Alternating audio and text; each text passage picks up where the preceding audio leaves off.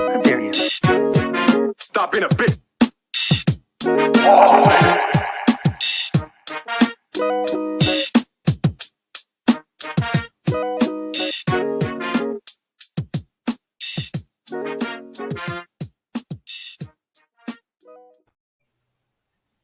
All right.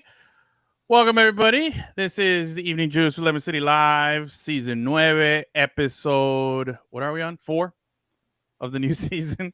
We've had a lot going on. We've been pretty busy.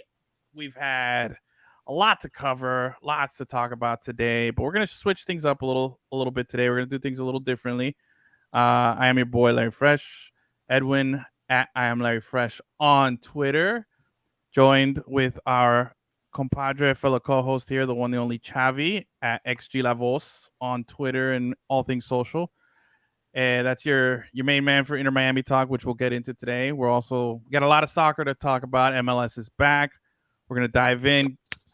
Producer Fungus is gonna join us here in a little bit. He's got to take care of a couple things first, and we'll talk a little. F1 is back. I'm gonna try to sell you on F1, Chavi, and then we'll sprinkle in a couple other little things. But first off, how you doing? You good? You ready to get into this today, bro? Good. I'm ready. I mean, you ready? Season started on the right foot. All right. So here we go. Let's roll right into it, man. First topic of the day. What we're gonna kick it off is MLS is back, totally revamped. I got inspired, so I wanted to revamp the show as well because MLS got totally revamped. Now it's a product of Apple TV, which all these streaming services now, it's a little tricky, but I'm kind of digging it, man. I like it. I feel like competition has made things better. You're getting at a lot of them, but it's also made things more expensive. But you're getting some good stuff, but it's all on Apple TV. You yourself have already access to Apple TV, correct? You already got the MLS season pass. Yes, I do. How are you liking it? How are you enjoying it? I like the fact that there's loads of information on there. There's you can even go back to the iconic players. So I went and saw some highlights of the old school players, and that was cool. And I like the fact that I can go back and watch the game again. Okay, so you can replay the whole game. So I can replay, and that's going to be much better. It's going to help me out with the writing because a lot of the times, I just watch the game in live, or if I saw it on TV, make my notes and go from there. So now it's going to be a little easier. Oh, yeah. And what about? I saw that there's an option, or I saw it online. Since I don't have it, I was using the free trial this weekend.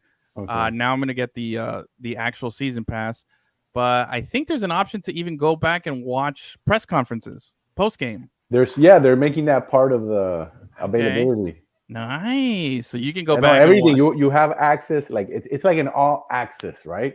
Yeah. Like an all access. It's great.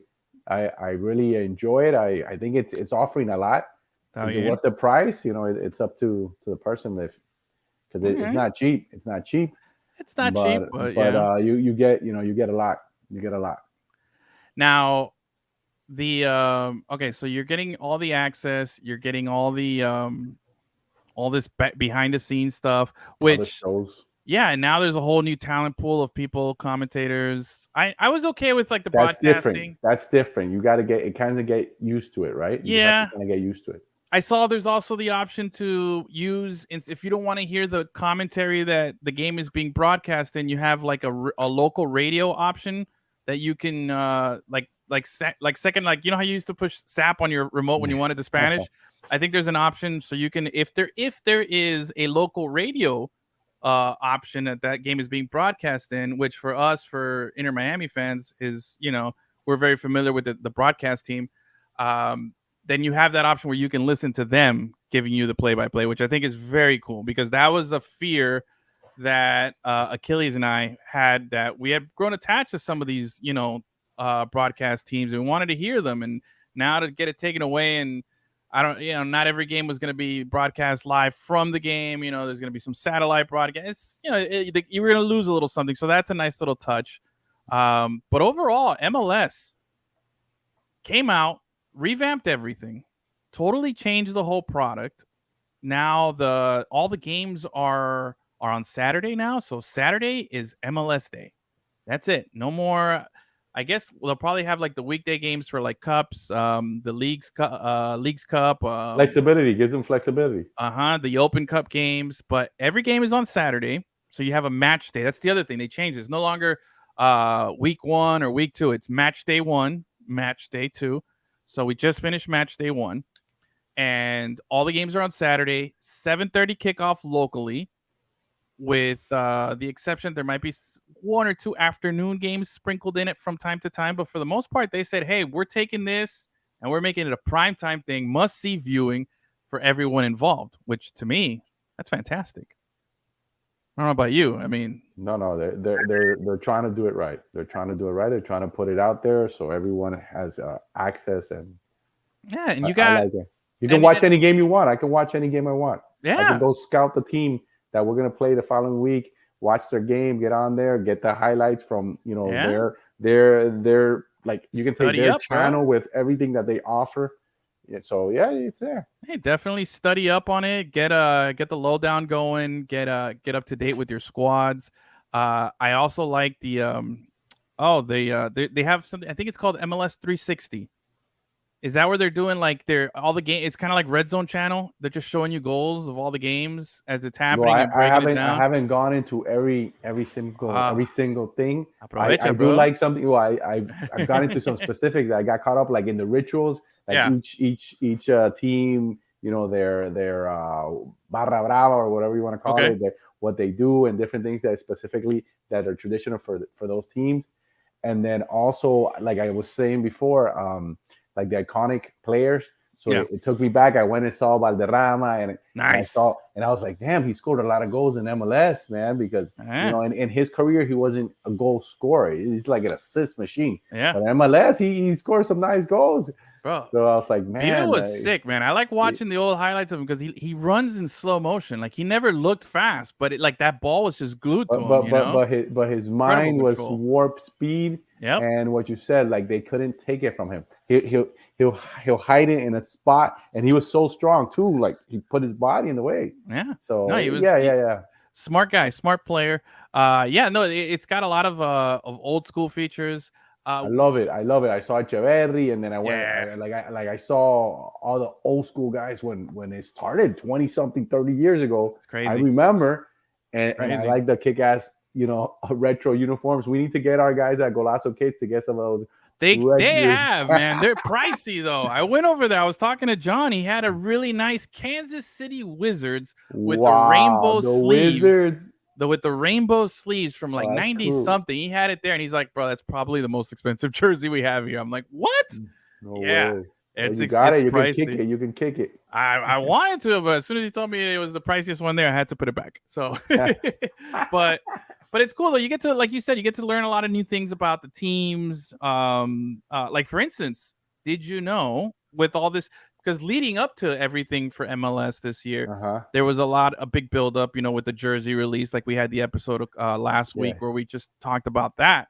One of the things that I came across little bits of information was that the Atlanta, they call themselves the number 17 can't be used in Atlanta. Did you know that? The number 17 can't be used. And then the jersey for this year says this is for the 17s or something. It says it on the back. It's because that was the year that they debuted in the league, and 17 is the number for all the fans. That's the number for the supporters. So they call them the 17s, which I thought was cool. You wouldn't know that until you get on the app and you mess around. So it's always good. But anyway, MLS had a great kickoff, a great start to the season. The only little drawback that there was that apparently there was a freaking blizzard in Los Angeles, and you had to postpone, which has now been rescheduled till 4th of July, El Tráfico. Now, that would have been the only thing missing. The only most amazing thing was if we had an El Tráfico, because there was, for the first time ever in MLS history, they had 2 games with over 65,000 people in attendance on the same day, with Charlotte and Atlanta hosting, both Southern teams, by the way. Inter Miami had a nice crowd as well, near 17,655. Yeah, it's no 60, and I think the stadium capacity is 18 something, I believe. It's not, for sure. And El Tráfico, they already had, I think they had estimated about 70,000 sold in seats already. Now stadium can hold up to 90, so Good thing is now you got a couple months to build it up and They get to like their that. football over there Yeah, in man. California, man. They And fill up that stadium. I believe the other, because they're playing 3 times this season, El Tráfico. One of the other games is on like Mexican Independence Day or something like that. It's gonna be lit. Man. It's gonna be crazy. There's out gonna there. be a lot of beer drinking that day. It's gonna be, but that's out there. Over here locally, we got Inter Miami. You were at the game. You hung out with our boys from Black Heron United, which is the most I became an honorary Black Heron. I went out there and honorary. met the guys. I walked around first, Scopy, and then I saw Dr. Jermaine out there. So I say, "What's up?" There you know, go. approached, and I had some of those Auntie Mary's, and yeah, I tried it. Nice, very little, dude. though, very little. I went to the press box with only one. one sip. But that's awesome, dude. That's like the most thug life picture you posted there. You guys look like an album cover. We're gonna have to turn that like black and white, throw some pink on it. I love that name. That'd be a cool band name, Black Herons. Black Herons United. Yeah, bro. It was good. It was good. It was yeah, nice. The guys are cool. The guys are really cool. And really quick, so I don't take too much time. I met a couple. The man's name, I think it was Taylor. I forgot the lady. They're white, Caucasian. I don't know if you remember, and they're part of the Black Heron United. I don't know if you remember back. There was like a controversy where some jerk on Twitter started going after them, saying that that's racist, blah blah blah. So this guy, he told me, "Oh, I saw that, and I came in, I joined." Yeah. So tell him how stupid that is. And I thought it was awesome. I was like, "Oh, that's so cool." And we started talking about that. We started talking about all that stuff. Yeah, like, man. People are idiots. Like, you want diversity. You want to meet all types of people, man. Yeah, diversity, inclusion, and that's good, man. Because when we had the doctor on, he was telling us, he's like, that Black is just the name because that's who it was founded by, But it's a place that welcomes them, but we welcome everybody, and that's they're awesome. Cool. The guys I met there, I mean, it was cool. We had some great conversations right before the game, and I put it on the Twitter that they can vouch for me. I called the 2-zip. Nice. So speaking of 2-zip, 2-0, Inter Miami wins. 2-0. You had the debut of Joseph Martinez. We didn't have Leo Campana, who's nursing a calf injury, and now looks like we probably won't have him this weekend, I believe. Week to week. And this is something that lingered a little bit last season. So they're very, very careful with very cautious here. But take us back to Saturday. It's there, the vibe. This had to have been was this the biggest crowd in home history for the team? For an opener, yes. You know what was funny though? I got there. I tend to go early because I hate to be caught in traffic. I have to take I-95, and so I always get there early. I got there probably like around 3 hours before. Okay. And in my mind, I'm thinking, football like Dolphins tailgate. And I get there and there's some people there, but it's pretty low key. Very tame. I walked around. There's not that many people, and I'm thinking, damn, we have ways to go before it starts being a real hyped tailgating. Yeah. But after a while, people started showing up, and then I did a couple of rounds. I went back, and I finally, stuck to the green lot, and it started getting live. And then once the game started, that the stadium was full. Everybody was jumping, and La Familia, like always, setting the tone, with the energy. Nice. With the energy, and I think that's one of the best things. It's just the music, the beats, and the chants, and it got the flow, and the team. It should be a solid team. I picked them in the preview to do very well this season, so I expect them to do. No, for sure. The vibe is definitely there. So take us back to the game here. What stood out for you? I mean, we had a couple of new guys score the 2 goals, one being a homegrown local product, Haitian-born player as well, which is great. Awesome for the local community. That's awesome. I remember Copa Latina when the Haitian team would go to the finals, and that thing would be lit up and full, and them dancing and jumping and all that. There he is. Oh, there you go. Thanks for you to join us here. Fun, Gus, in mid-conversation, but here, Gus, in pleasantries and introductions will have to wait. What's up, guys? Javi, continue with tell us here what stuck out. What stuck out was the guys they brought in this season contributed immediately. Yeah, I mean, we start with Sergey.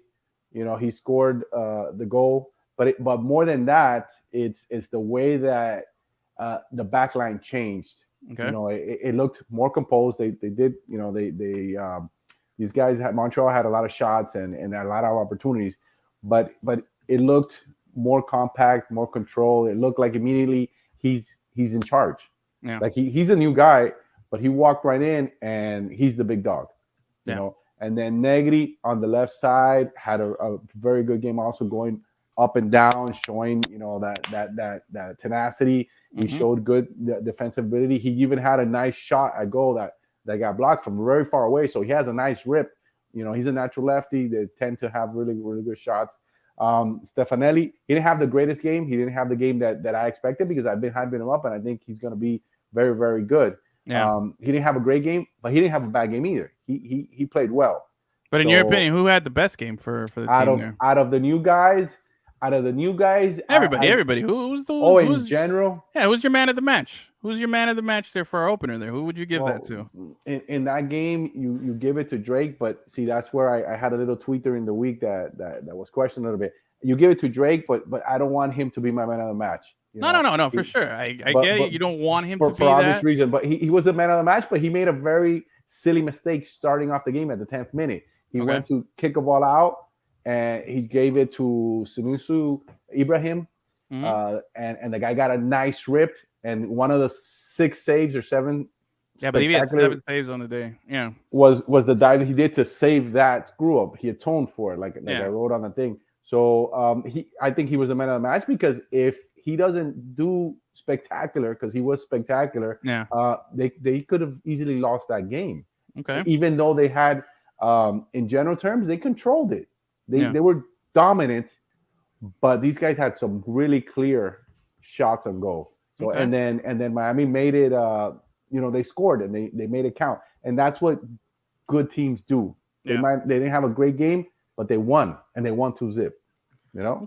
Okay. So man of the match, Calendar, Drake. I would say Calendar. I think of the new guys, Sergey was the most impressive with Negri, you're right next to him. I'm not even counting Martinez, because he's not 100%. He's not fit completely, but he's a difference maker. Like the coach said during the press conference, just his presence on the field moves defenders, leaves open spots for other people. So he didn't have a great game. He wasn't bad either. I wrote, I like the way he pestered.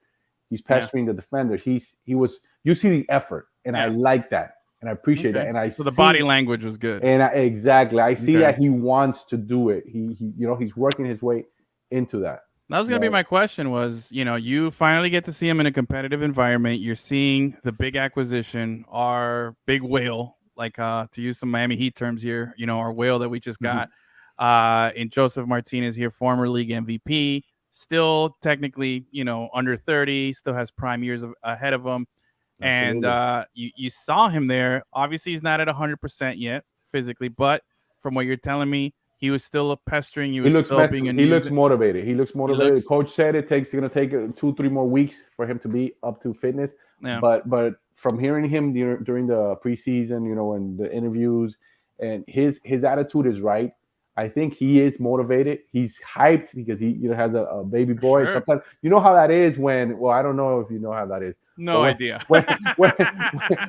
When you're firstborn, it's like like the Lion King. I got my dog here next to me. Like the whole Lion King, that whole moment. Your life changes. You want to do everything right. You want to live for that. So I think he's motivated on the pitch. Because of what's also happening outside. I see him motivated. Is he 100%? No, but I liked his effort. I liked his attitude in the game. I think if he maintains that, it's going to keep getting better and better for him. But let me ask you though, you like the attitude, you like that stuff, but now was Montreal respecting that though? Like, did you see Montreal were they taking him seriously because of his name and everything, or they're like, nah, he's hurt, we're gonna play him like a normal guy? Did you see that respect reciprocated from the opponent? Yeah, especially because Campana was not there. Yeah. So you have Coco Jean, and Coco has to come in and he has to earn the respect. Yeah. So he didn't have a great game either. He didn't have a horrible game. But for being a foreign player, for being a guy they brought in last season, that unfortunately he was hurt and didn't offer much. I think he had a big opportunity in that game to flash, to show, to do, and it really didn't, it wasn't here or there. It wasn't anything spectacular. So you do have to focus on Joseph if you are Montreal. Right. Now let's look at what we got on the docket here. Saturday, another home game. Hopefully a sellout. Hopefully a ton of people. Real challenge. I'm pretty sure that's gonna be packed. That's real challenge game, here. Dude. Philadelphia Union, defending Eastern Conference champions. They just came off of a 4-1 home win against the Crew. And man, this is, if you wanted a chance to see where this team is at, to test Phil Neville, to see what we're capable of here. This is the measuring stick. I just wish we were healthy. I wish we had Campana. We had a full roster here. When you're a but pro, there's no excuse here. We've had this game circled. Yeah, I tweeted that. I put that this is as important as a second game of the season can be, and some people were like, "Hey, relax," it's only no. But to me, it's you just came from a big win. These guys are coming to your house from a big win. They're the defending conference champions, and this is going to give me an idea of where you stand. If they lose, let's say if they lose again, I hope they don't. But if they lose the game, let's say 1-0, but it's a dogfight. And then they score the goal 80th minute or something, and then Miami's telling me, Miami's at the level where they can compete with the big boys. If Miami wins this game, then they tell me, second game of the season, and they come to the 2 wins, first time they'll do that in their history, winning the first 2 games of the season. Miami is onto something. Look, Miami needs to win. This is the only week all season that I'll give them. This guy took it further than I did. This is the only week all season that I'll give them a moral victory opportunity. If they have a good game, and they fight, like you said, maybe this is the only time I'll say, all right, because of the injuries and the limitations and whatnot. But this is a Philadelphia Union team that was in the penalty kicks of the MLS Cup final. They could be the defending champs right now, had a couple things gone differently. And this is what you want. You're a team with the reputation, with all the resources that Inter Miami has, and all the money that you've pumped into it. Yeah, you got Joseph Martinez, you got all these other guys in there. Hey, this is it, man. You got to come out here, fight strong, because the worst thing that can happen is if we take a bad L here, man, that's going to be huge, very, very deflating for everybody when here, you're man. saying a bad L, you're saying like a 3-zip. Yeah, bro. Like we got to I don't see that. Because Phillies, I don't see. Yeah, I know Philly's really good, but those 4 goals, 2 were penalties that were very, very questionable. Yeah, and who scored 2 of those goals for Philly? Yeah, our old boy Carranza, and then exactly. He's got a little chip on his shoulder. Let me tell you something though. But we got a glimpse of a lot of new guys. Yeah, there were 6 guys debuting for Inter Miami in that game, and one of them was Shanadier Borgelin. Yeah. And he showed a little something. Yeah, bro. He showed a little something. So I don't know, I'm not a coach for Inter Miami, but I wouldn't, not yet. I wouldn't, if it was me, I would surprise him and I'd say, because if Campana's not coming in, I'm putting in my man Joseph with that big boy right there up top. And all right, go. So give me. Oh, go ahead, Gus. Let me ask, like you guys are saying, this game versus Philly is a big game. Do you think it will establish like a momentum or a pace in one way or another, win or lose, or do you think it can? I think it has that winning, kind of effect. Winning, yes. I think winning it will, and if they lose, depending how they lose, like he said, if it's a tight loss 1-0, like a miracle goal or something, I think they'll even leave positive. From that. No. They're not going to leave positive if they lose. They'll find a positive. They'll find their moral victory. Right. And that's the only time. But if they lose, well, you're being harsh on you don't want that. You don't want that. No, you got a big win. You got to respect then they go on the road. Yeah. Does anybody else call it the nest, or is it just us? I think that's a you thing, bro. But, yeah, I know it's me. I'm trying to get it up there. Oh, you're trying to get it trending. Okay. Hashtag the nest. That's what we're calling DraftPink Stadium. Do I have to do like Pat Riley, like trademark or something? No, you just got to hashtag it. You got creative liberty on that. All right. So give me your score prediction quickly here before we move on. For this game, I think it's a 2-1 game, and I see our boys in pink inking it out the win. 2-1 win for Inter. Gus, you want to chime in or no? Sure, I'm yeah. agreeing with Chavi. I'm going to. That was my scoreline. 2-1. No Inter Miami way. wins. Yeah, that was my Well, I'm gonna scoreline. have to go 1-0 then. Okay, fine. What about you guys? I'll go 2-1 also. All right, there Winning we or go. losing? Winning. Wow. All right, When we all agree, that means yeah. when we all agree, that means it's gonna be I like it. All right, let's go around the league here a little bit. Gus, you were in Orlando. You're now Lemon City Live Orlando correspondent. You're doing all the work there. You got to watch Orlando City take on a good New York Red Bulls team, and might not have been the best game, but it was a 1-0 win for Orlando. They pulled it off. Penalty kick by Facundo Torres. Yeah, who's now being rumored to re-sign and stick with Orlando. We'll see. Yeah, that's what they're saying until 2027. That's one of the rumors out there. But how was the vibe? How was the environment there compared to other times you've been there? Was it a little more pumped up or a little more expectation? I don't think you've been there for an opener, have you? For an opener, I don't think so. No. But I've been there when the stadium is bumping, you know what I mean? I think they had like 24,000 something people in that stadium. Capacity is like 28-ish. So they were pretty, or 25-ish even. I don't know. I think, but it was pretty full. It was pretty packed. And their supporters section is always, going crazy. The Ruckus and the other supporter groups that they have there, I forget what they're called at the moment, but they're all like, they get down. So yeah, man, it was a decent game. I wouldn't say it was a bad game.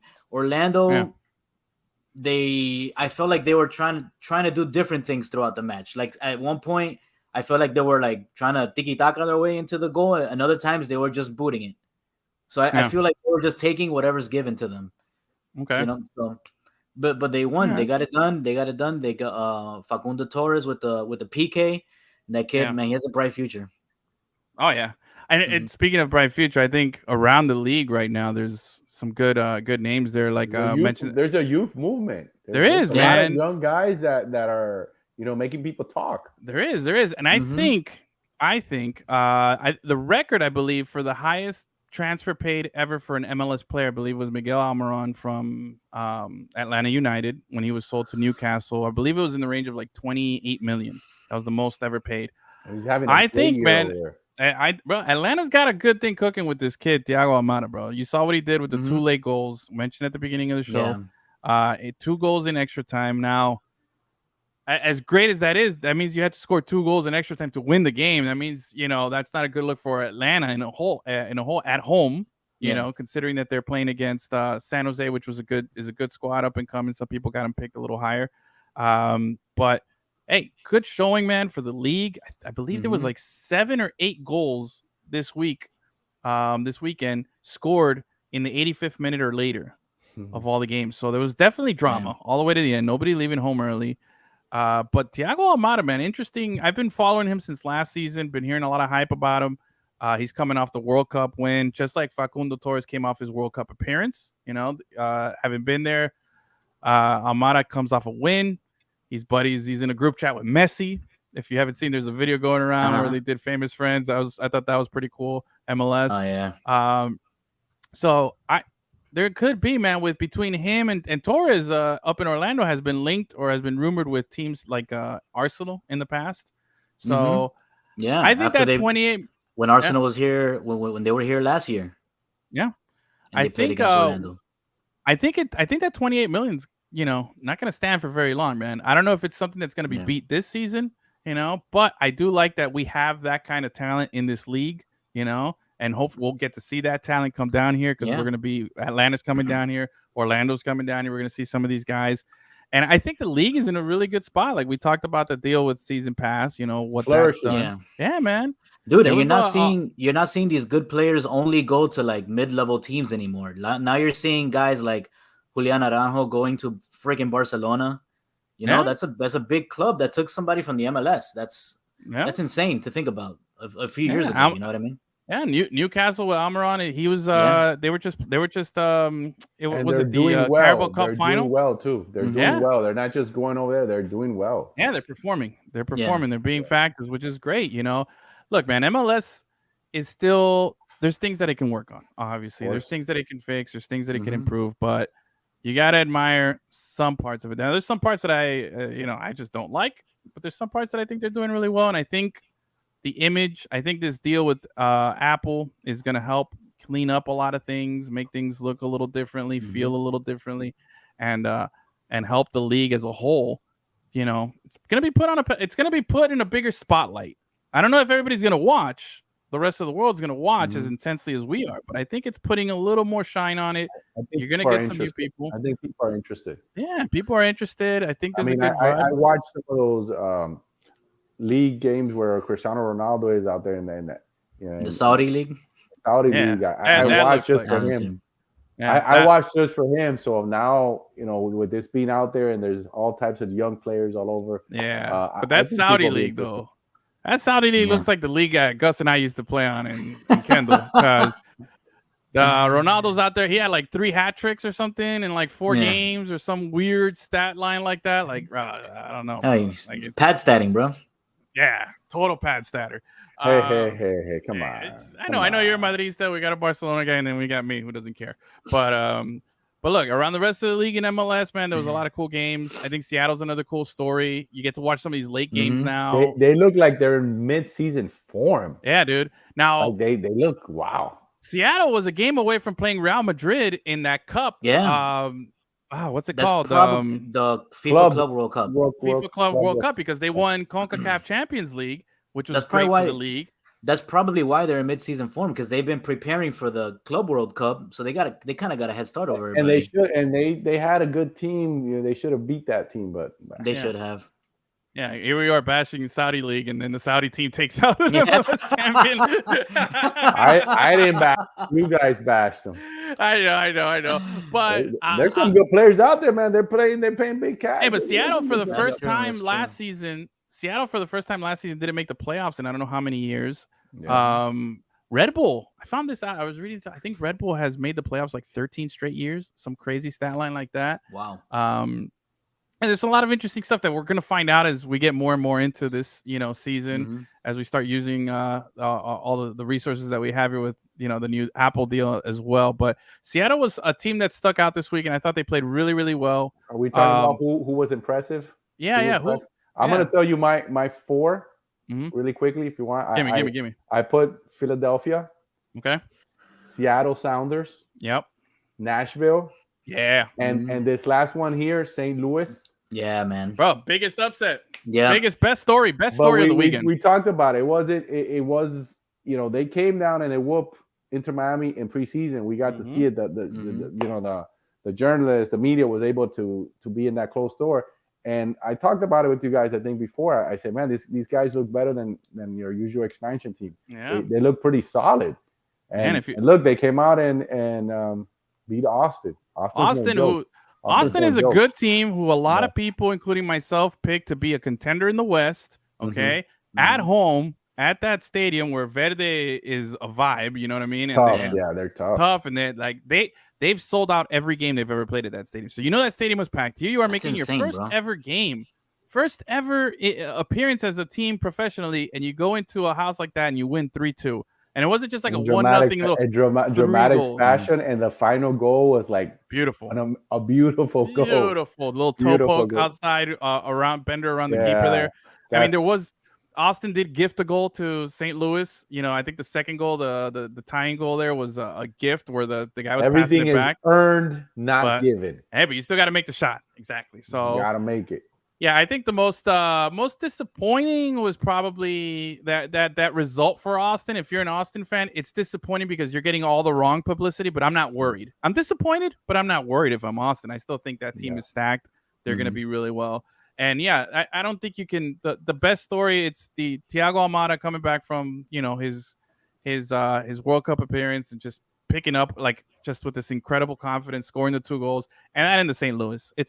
For me, it's a toss-up between those two. Seattle comes in a close, right behind it, but it was really good. Nashville's a great story too. I mean, there's so much plus, man, so much excitement, so much. We get to see it, and we get to follow it all with the Apple Pass. Yes, Apple TV. I mean, all right, guys. Bueno, it's time. All right. I don't know. You gotta put your ear to the ground there, Chavi. Put your ear right to the ground. Tell me what you hear. Formula. You heard that? Did you hear that? What was that? Engines. Oh, bro. Yeah, it's that time, bro. It's that time. We're getting ready for a little F1 or FU, the first one of the season. Yeah. I'm excited. All right, Gus, let's get right to it, bro. Chavi hasn't seen the show. He's never watched an episode. He's a phony. Okay. But did you already watch the whole season yet or no? Not the whole thing. Season I'm 5. like, I think I have a couple episodes left. Okay, yeah. Okay, cool. Yeah. I'm not a binger. I don't like binging shows. I'm very against binging. I like to, I'll watch 1, maybe 2, and then I'm like, all right, I got to stop. I got to milk it, bro. I waited a long time for this season to come out. I want to enjoy, in little pieces. I don't want to just, get to it. So, Xavi, are you a binger or you take your time watching the shows? It depends. I could be either one. It depends how like if I watch the show and I say, nah, I'll watch. But does one feel like a like a dirty pleasure when you do it? Like if I binge, I feel like I'm cheating. Like I feel bad. I might enjoy it for that time if the show was something I wanted to binge, but I don't feel good doing it ever. No, I won't. I won't have those guilty feelings, man. If I want to know and interest me, then all right. I'll binge. So, well, I'm like 3 episodes in. I got through the Miami episode, which I believe was episode 3. How many episodes are there? 10. They're short this season. They're only like 30 minutes long, which kind of like pisses me off because I want more. Also, that's why you're milking it. You're just like, of course, that's another. And they kind of repeat some storylines, but like from different perspectives. You know exactly. What I mean? I think that I don't think they repeat storylines. I think what it is that they're repeating the race, but they're giving you a different perspective. Because I don't want to say storylines. Yeah. Storylines are different. They're giving you multiple storylines, but from the same race. So like they gave you like 2 different ones from the Miami one already. By 3 episodes in, you already seen 2 perspectives. You get a little bit of everything. But this season starts off this weekend. Let me pull up my fancy little F1 app that I finally get to use again, which I like. F1 I promise this season I'm gonna look. Get the app first of all. Get your little F1 app, okay? Got a little Charles Leclerc up here on the front. Let's see here. The first race starts on Sunday, the 5th in Bahrain. The race is on Sunday. Qualifying is taking place Saturday between looks like 10 a.m. Eastern time. The race is Sunday at 10 a.m. So if you're not doing anything, Sunday 10 a.m. Sit down in front of your TV, put on ESPN. Every race is on there, and watch this race. It's going to be a very, very good 2 hours that you're going to put into this. I'm going to watch the show first so I can understand a little bit and then get maybe at least get in a couple episodes in. If you want to start off, because I don't see myself just sitting there in front of TV watching the cars go around. You'd be surprised, bro. You'd be surprised how I have to understand it. Right? I have to understand it. Gus, what kind of professional advice would you give Chavi here as far as how to approach? Because he's got 5 seasons to watch of this show. 5 seasons. Yes, dude. 5 seasons of Drive to Survive. He's not a fan. So we got to get him with the good stuff. They got to get me motivated. I wonder if F1 is willing to sponsor me. None of us were fans. Oh yeah, good point. None of us were fans before we watched Drive to Survive. We just, I think it was Achilles told us that we had to watch it, so we gave it a shot, and we were hooked hard. Yes. Hard, bro. It's amazing. The storylines are great. You fall in love with the drivers. And then when you watch the races, like you feel like you're a part of it. The show just makes you feel like you're there, kind of. You know what I mean?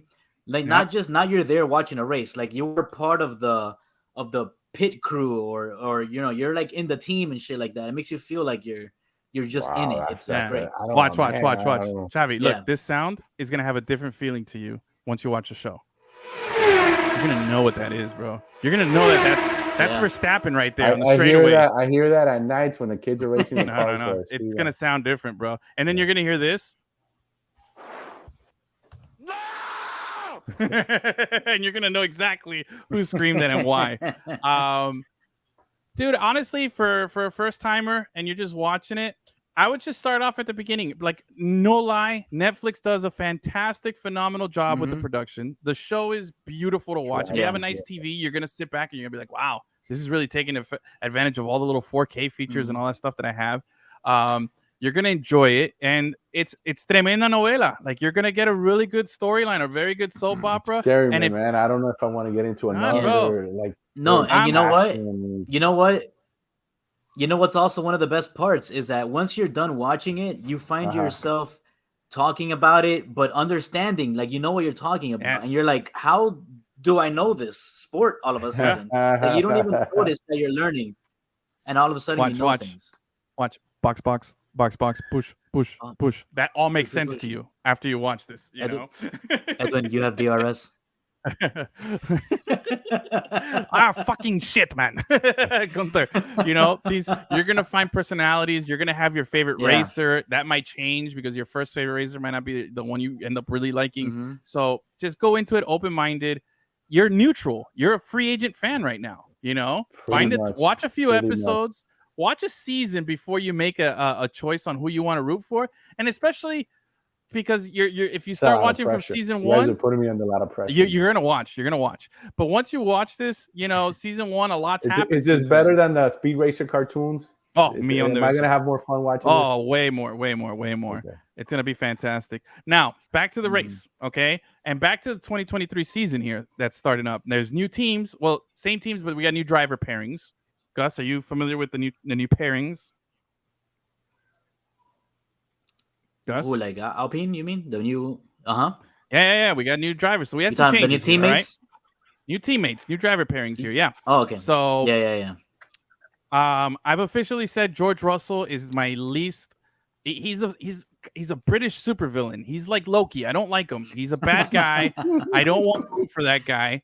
You know, I saw what he did in when he ran to check on Guangzhou after his accident, and I was like, okay, they're just trying to humanize him, but he's still a jerk. I don't trust him.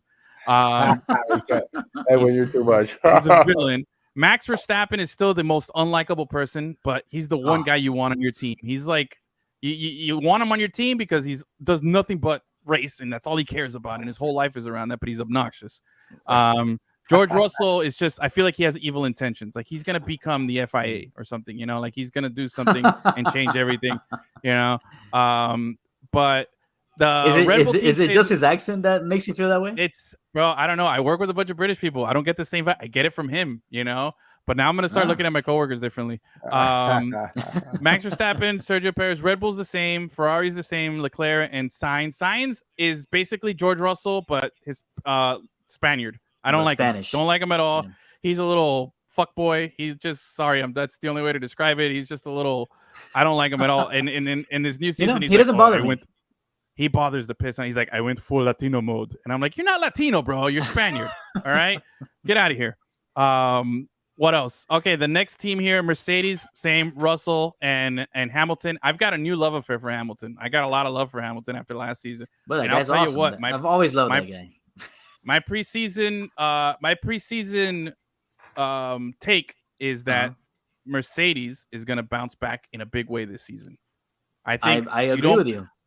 I think I look at Toto Wolff, which you'll know who I'm talking about later, Chavi. Toto Wolff is like Bill Belichick. Toto, that's his name. Toto Wolff, yes, he's the most. That's an awesome name. He is fantastic. He's the best person on the show. Toto Wolff. Toto Wolff, and Gunther's the best person on the show. Toto Wolff. Gunther's my favorite, but Toto is the best. Gunther Toto reminds is the guy. Me of Sting. Yeah, everybody has a mark on their backs, Edwin. Yeah, exactly.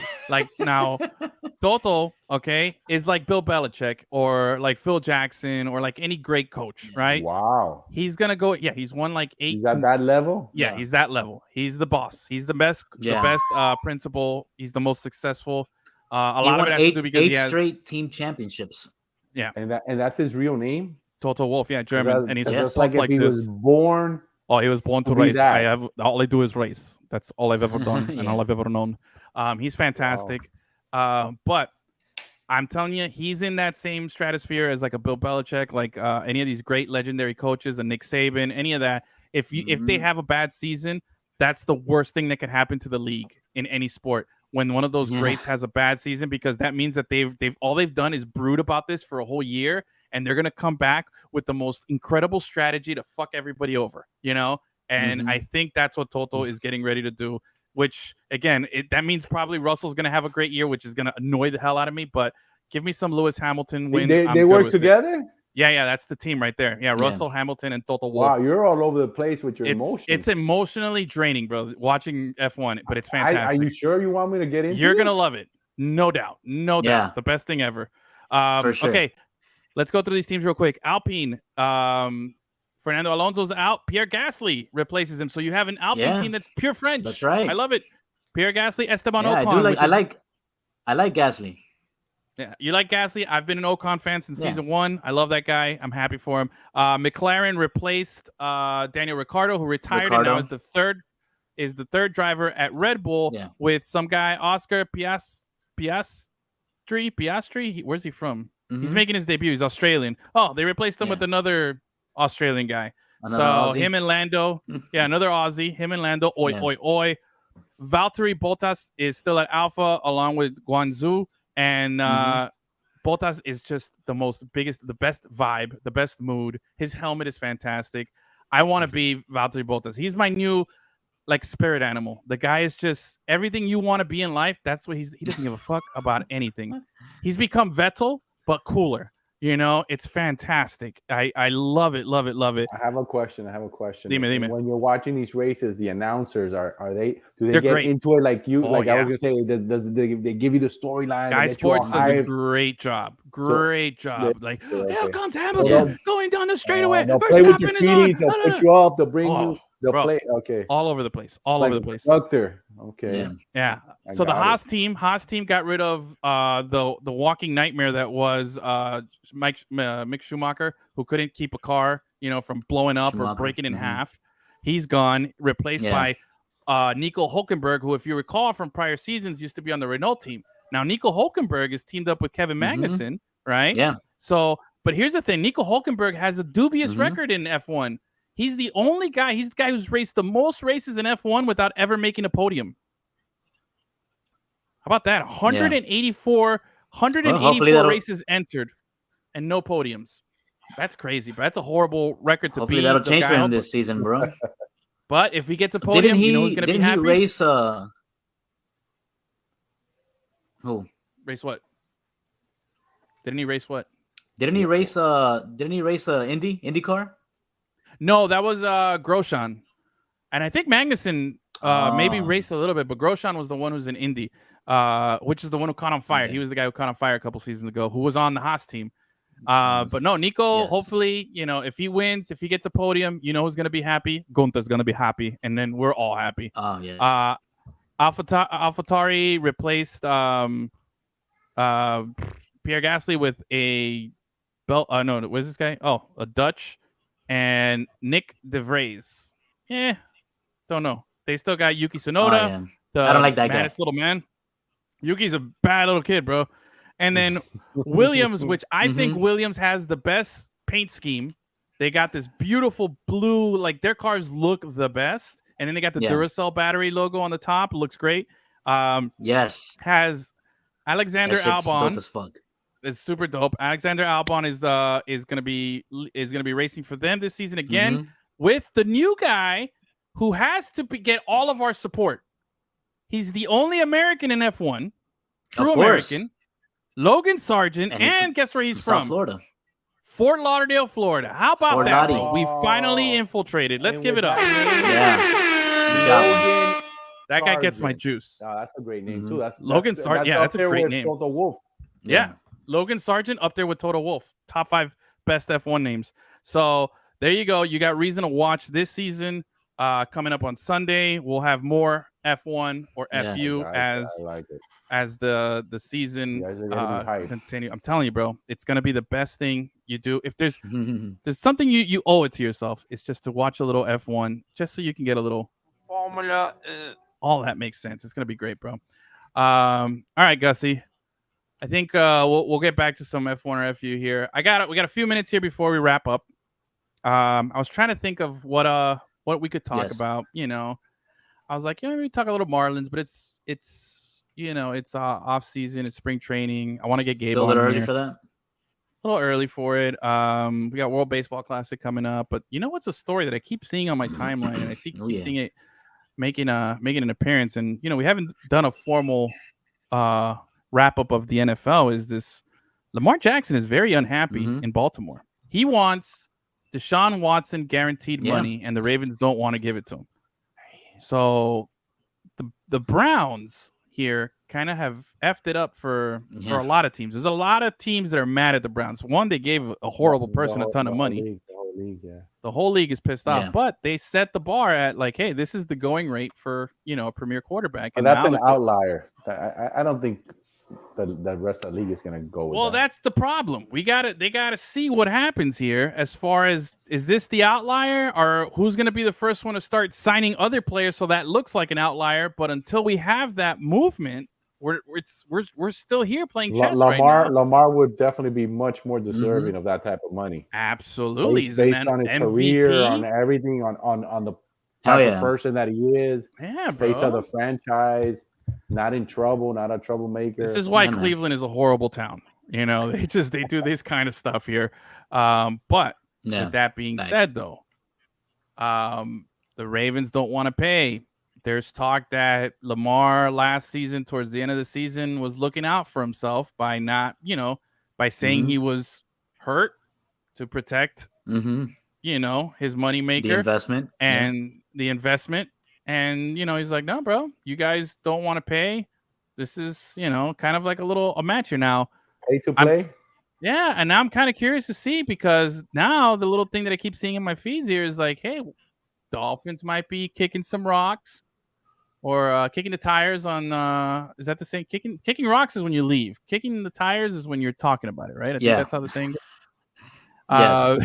Kicking so the they're kicking the tires on, how much would it cost? Now, the problem is, if you bring in a guy like Lamar, one, you're going to have to get rid of Tua. The benefit about Tua right now is that he's on a rookie contract. So you have the money to pay all these other guys.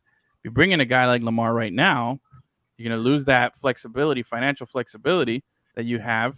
You're not going to be able to sign much. You're probably not going to be able to re-sign a couple of the other guys, but you'll have a core of Waddle. You'll have a core of McDaniel, Lamar, and Cheetah. So you'll have all these things going for you. Kind of curious to see what can happen there. It would be incredibly exciting for sure. That's it? I don't know. Yeah, no, I think he broke up. Yeah, I think there's a delay. I don't know. Yeah, he breaks up. I think there's a delay because I'm talking and then. Sorry. Yeah, it's like, I think that would be incredible. And I was like, all right, waiting for more. And then it just stayed quiet. And then you hear the F1.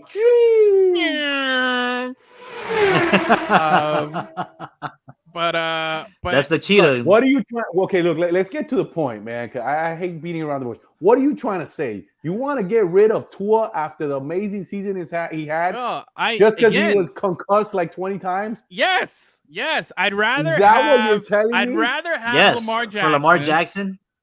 You guys are ungrateful. Of course. The guy sacrificed his body. They're paying him poopies compared to other quarterbacks. And he had a great season. I run it back with him. And if this season he almost croaks on the field, then we got to move on. Look, but that's I'm sticking with Tua. For me, that was Tua. This season. Yeah. At the end of last season, I said, okay, next season is you said that last season? Talking. At the end of the yes, I said next season, that's it. That's it for Tua. He's got to prove it to me on the 2022 season. And what happened. So that's it. Now I'm ready to move on. If we can get the right guy. So if we can get Lamar Jackson, fuck yeah, bro. Pull the trigger on that. If not, then whatever. We'll run it back with Tua. Even after the season that he had, the promise that he showed, like the team when he played was a different team. This is the team that the Philadelphia Eagles, well, I forgot which player it was, said, after they won the Super Bowl, he said that when they were playing preseason, they thought they'd meet the Dolphins in the Super Bowl. That's how good they looked with Tua. Look, I think, and you got a guy that's not breaking the bank. You got him under contract for another season, and even if you have to pay him, you're probably not going to have to pay him that Deshaun money. No, for sure. Look, if I had some medical assurance that Tua was going to be not even 100% healthy, just serviceable, that he wasn't in a life-threatening position, because that's what he's in. He's in a life-threatening position. One more hit could be life-threatening for that guy.